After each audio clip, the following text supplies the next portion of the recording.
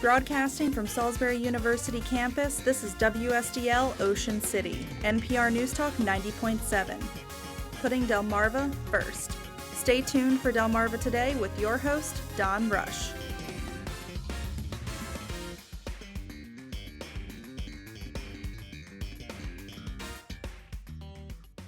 It's been called a day of reckoning as more high-profile figures fall to allegations of sexual harassment. Welcome to Delmarva Today. This is Don Rush. Seems like years ago now when allegations of sexual harassment and assault were leveled at then-candidate Donald Trump. And then media mogul Harvey Weinstein was hit with allegations and the floodgates opened. Big stars like Matt Lauer and Charlie Rose were forced out. Scandal also took the political stage with the resignation of Senator Al Franken as well as Congressman John Conyers. But the Alabama Senate candidacy of Roy Moore brought the issue to a boil with allegations of assault against young teenage girls while he was in his 30s.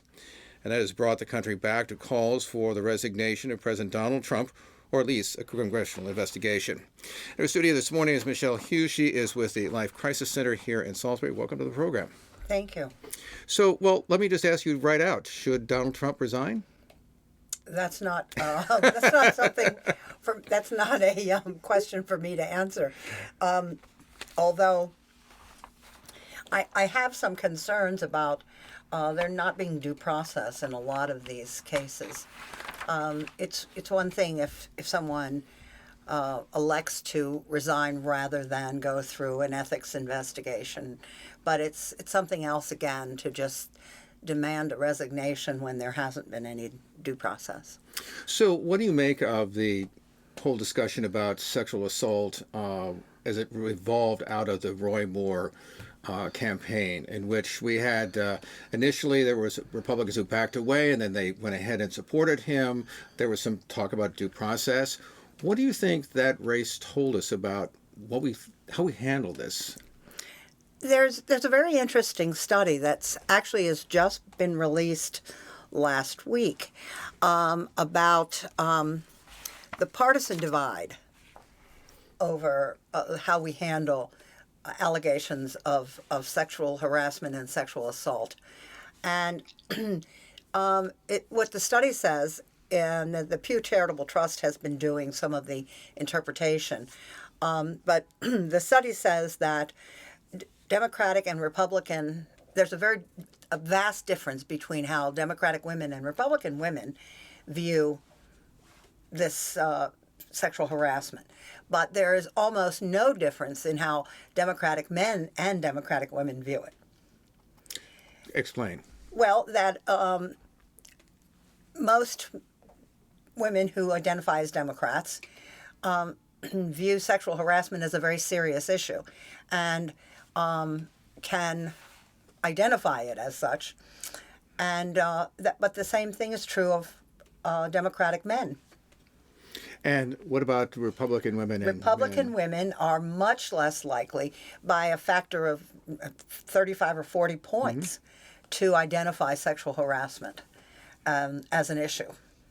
And that's what you saw happen, I think, in the Alabama race, was that Republican women, and Alabama is a very Republican state, right, but the Republican women did not view that as a problem. Well, why do you think that is? I mean, you've dealt with these kinds of issues. I mean, do you get any sense why? I mean, I've talked to, in fact, I remember talking to a Republican woman the other day who did not quite understand why women didn't shut this kind of behavior down immediately. I mean, well, the shutting down of that behavior is fine to say that, and many of us can and will do that. But sexual harassment is more about power and control than it is about sex. It's very much like rape. Rape is not about sex. It's about power and control and more anger than anything else. But when you're talking about sexual harassment, especially in the workplace, that's about power and control. What you almost always see is men who are in a position of power abusing that power for their own sexual gratification. So one of the things that struck me about Senator Al Franken, who resigned over these allegations, was that this was a senator who was very strong when it came to supporting women's issues. Matter of fact, I read, as a matter of fact, that he was actually excited about the idea of exploring this issue and pushing this, and now he was obviously undone by it. How does one explain that sort of split screen, as it were? Well, I think Al Franken is not a good example because the allegation of sexual harassment happened when he was a comedian and not when he was a U.S. Senator. And that does make a huge difference. In what sense? In the sense that in the story that was told, and the young woman who made the allegation, it was in the context of a part of a script, and she was uncomfortable with how he had insisted on rehearsing this entire thing rather than just making it, okay, we'll do this as read. And that's a very different thing. As a comedian, and especially for a USO show, which is a very raunchy kind of deal anyway. Right. And I'm not making excuses for him because, if someone feels uncomfortable, then it's an issue, regardless of what you've done. If the person to whom it's being done feels uncomfortable, then it's wrong. But at the same time, we're not talking about someone who as a part of his duties as a U.S. Senator did this. Now, I understand, though, one of the allegations that later came out was that he sort of cupped the rump, as it were, of a number of women. Yeah. What do you make of that thing? I do not know. And I'm not going to make a judgment on it. You know, when people come out of the woodwork and they're not really specific kinds of allegations, that's a different ballgame. I mean, I certainly don't think of him in the same way that I think of John Conyers. Who apparently just, he felt that it was his due to be able to grab anybody he wanted. Right. And yet, if you looked at his voting record... he's great on women's issues. So, he's a hypocrite. Is there some cultural thing that's going on with an individual? What do you think happens is that these men suddenly, because of their position, they feel they're above the law. And indeed in Congress they are, because the same laws don't apply to Congress as apply to the rest of us. By the way, what do you make of the Congress struggling with how to deal with sexual harassment? I think it's funny because for years... I know a lot of women who have worked in the Congress, and they all say the same thing. It is absolutely a cesspool when it comes to sexual harassment, and you have almost no way to make yourself whole. If you want to work in Congress, you almost have to put up with much of this. I mean, is it just because it's so personality-driven, and congressional members, of course, have absolute power almost virtually over the entire office, so that's, so there's little recourse. I mean, is it just that you're so dependent upon who likes you and who doesn't like you, and whether or not somebody says something bad about you? I mean, is that really part of the heart of it, do you think? Absolutely, and if you want to be close to the seat of power, that's what you have to do, apparently. So... stepping back for a moment, what do you think of this discussion that's now going on about, I guess, gradations, for lack of a better word? That is that somebody who's kissed who didn't want to be kissed, for example, that's different than somebody who was grabbed, which is something different who was, say, sexually assaulted. Is there a legitimacy to this kind of gradation, or can we get lost in the weeds? Well, certainly there is legally. Right. There are legal distinctions. And I think we are getting lost in the weeds. Anybody who feels that they were somehow wronged, especially working in a congressional office, is now coming forward. And I don't know how we fix this. It should have been illegal all along, as it is everywhere else in the world, or in the United States. But of course, then you look at the entertainment industry. And I have to tell you that this is really the tip of the iceberg, because we're not talking about maids in hotels who are 100% at the mercy of the guest in the hotel. And there was a story a few years ago about the head of the World Bank who was raping maids in hotels, and there was nothing done about it. People, the further down the food chain you are, the more likely you are to be sexually harassed or sexually assaulted. And when we're talking about, stars, Selma Hayek recently came out in a very powerful piece in the New York Times. Well, yeah, that's pretty awful. But if it can happen to Selma Hayek, imagine what happens to women who are maybe in this country illegally and who are working as a maid somewhere. And she's afraid to go to the media. She's afraid to go to the police. She is 100% at the mercy of these hotel guests. Well, I was going to ask you because we're paying a lot of attention to the stars, and there seems we'll get a lot of notoriety. But as you move, as you say, down the food chain, I'm just wondering what kind of impact all of this is going to have, or whether or not we're just seeing sort of this sort of media frenzy that sort of happens. Maybe it'll pass as we can go down the line, but that the famous, okay, maybe you can get some reckoning. But if you're down there in the office help or the regular person, do you think any of this is going to reach down to that level? I hope so. I think that the awareness, first of all, that it's illegal. Most women, I think, certainly of the previous generation, thought that it was their lot in life.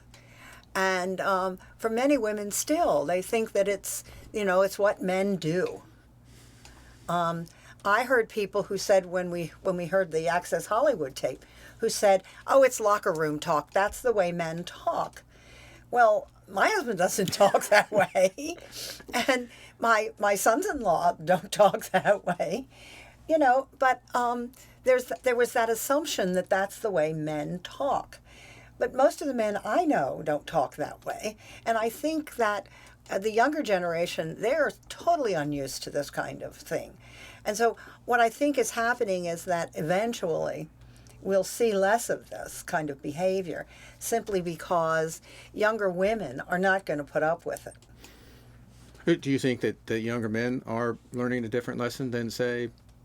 I would certainly hope so. I mean, I don't know. I think that it's. Think so? I think it's a real thing. Yeah. We just had, and we're going to have an ethics committee about this young congressman from Nevada, who he's a first termer.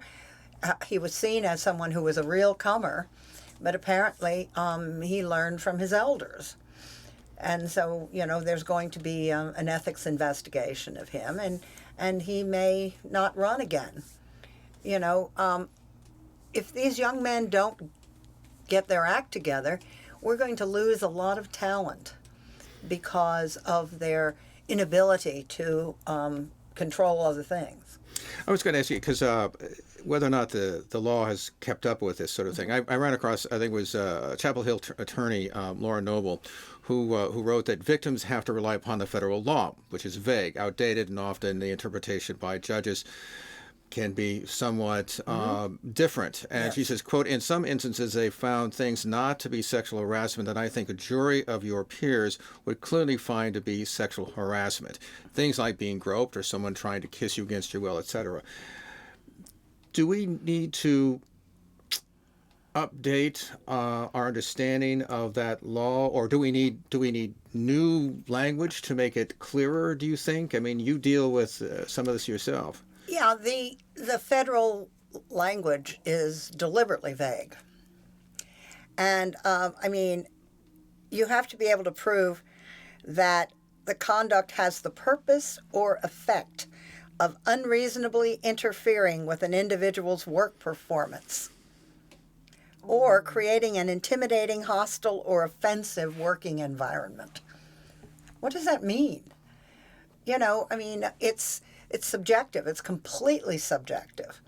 and you have a judge, and most times these men will insist on it being heard by a judge rather than a jury, because they're much more likely, A, to get a man, Right. and B, whose view of the creation of an intimidating, hostile, or offensive work environment is narrow. Mm-hmm. It's very difficult to prove one of these cases in court. I mean, is it just simply because? Is it simply then because you've got the vagueness of the language, and then whatever view the judge has, or even a jury for that, but the judge has, if it's a narrow view, then you're going to get one ruling. If it's a broader view, you'll get a different ruling. I mean, is that the I think so. same basic problem? But that's one of the problems. But I think even in the case of judges who would be more inclined to rule in your favor, the language is, you have to prove, very, very narrow things. And there are times when, in order to get ahead, you need this person who you have accused of sexual harassment. You need that person in order to approve you're getting another job. And it's difficult to be able to explain that to people, that he's standing in the way of my getting another job, when he's not on the search committee. It's just that the people in the office know that he doesn't want you to get the next job. Mira Sorvino, the actress, is a perfect example. She refused Harvey Weinstein, and as a result, she got almost no work because she was under contract to the Weinstein brothers. And she just recently discovered, during this current wave, that in fact it was Harvey Weinstein who was keeping her from getting work. People would inquire about using her, and they shut it down. It reminds me of Anita Hill, Yes. in which Clarence Thomas, of course, she accused him of harassment, and people were puzzled by the fact, A, that she saw him again. I'm not sure if she worked for him again or not, but she certainly saw him as somebody that she wanted to keep in good graces. Well, at the same time, obviously, she had this problem. I mean, is that sort of the quintessential kind of case where you don't say anything, you get past this, you might want this person's good recommendation? I mean, is that the perfect case there? That is the absolute perfect example, because she is a woman who, by all accounts, should have risen far. And because of the fact that she came forward and testified in a hearing that was held by all white men, and if you go back and look at that, at the video of that hearing, it's embarrassing. I mean, you really are embarrassed for the Congress of the United States because of the way that woman was treated. You've got, a whole panel of white men asking her just awful questions. And she acquitted herself extraordinarily well. But I'll tell you who did not, and that is Joe Biden. What happened to him? Was it just No, he was the chair of the committee. Right, so he had an initial responsibility. Yes, and he had the responsibility to shut down some of the more egregious questioning, and he did not. And I see the other day that he said that he owed her an apology, which is encouraging.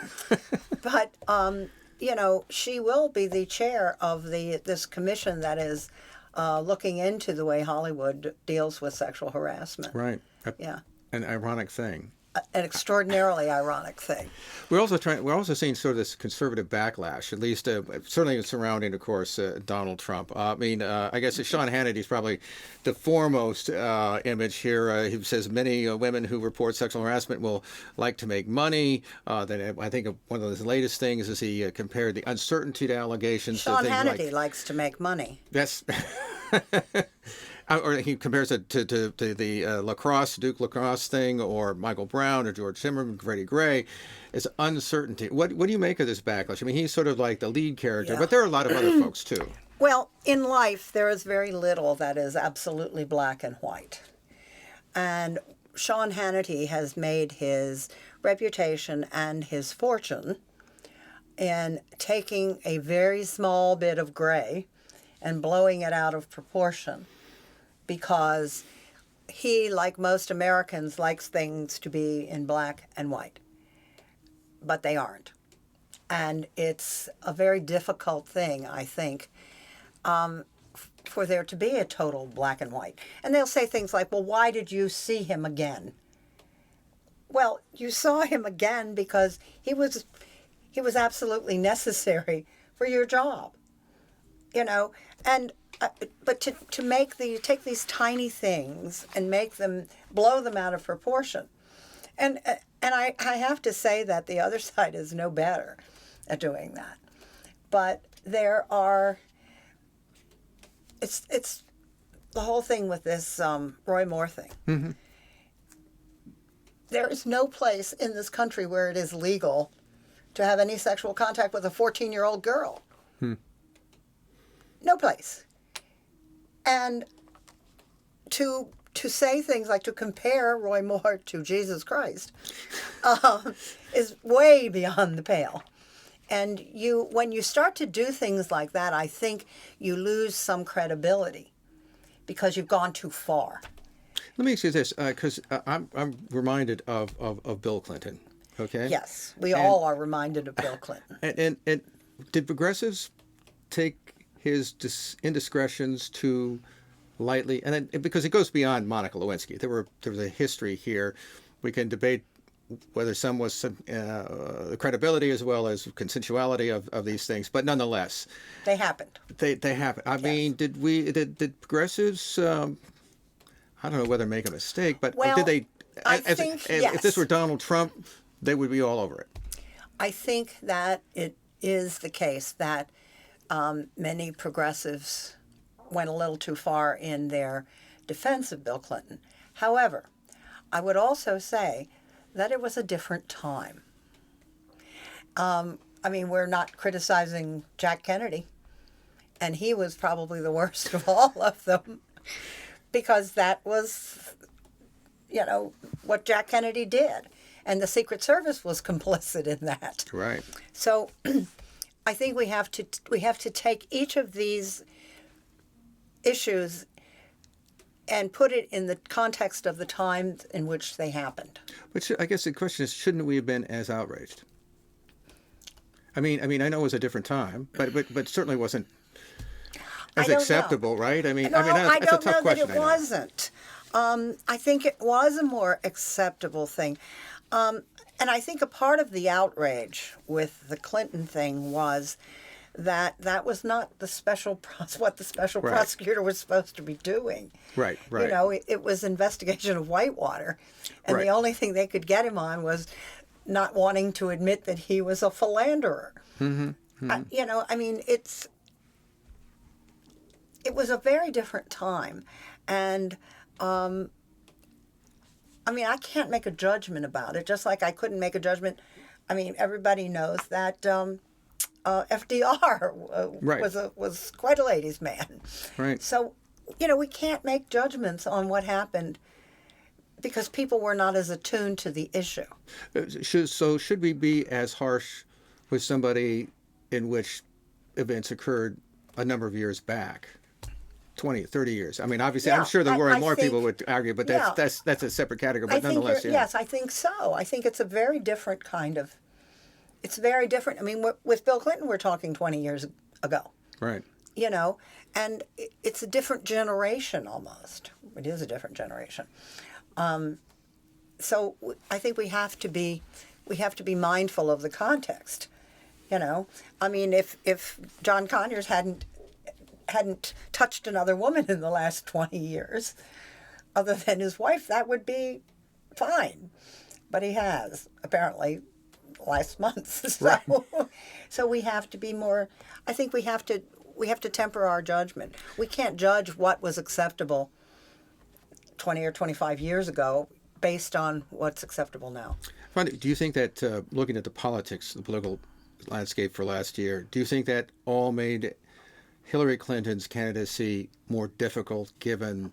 Oh, I don't think there's any question. I don't think there's any question.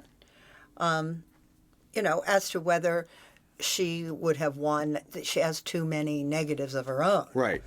But that particular... certainly that was an issue. I mean, I noticed that during the debates when Trump would walk around behind her. Right. I noticed it right away. I thought it was horrible that somebody, that the moderator didn't say, back off. Right. But, people view those things differently, and you'd view them through different lenses. But I do think we are at a watershed moment where we can make women actually equal, right, at this point in time, if this is handled correctly. I mean, do you think in many ways that the changing in terms, particularly the attitudes of women in terms of whether they can speak out or not, do you think that's going to be the dynamic that drives this behavior out? I certainly hope so. I absolutely hope so, because unless they do, women can't take their place in society as equals in society. Well, we speak with Michelle Hughes. She is with the Life Crisis Center here in Salisbury about the scandals. We'll see how it all works out, and maybe a day of reckoning. We'll see what the future holds. Appreciate you stopping by and chatting with us. Certainly. This has been Delmarva Today. I'm Don Rush. Thanks for listening. Thank you for watching Delmarva Today, a production of Delmarva Public Radio. Production and audio engineering by Chris Rank. Hosted by Don Rush. For podcasts, visit delmarvapublicradio.net or subscribe to the Delmarva Today podcast on iTunes. Delmarva Today can now be seen on Pack 14.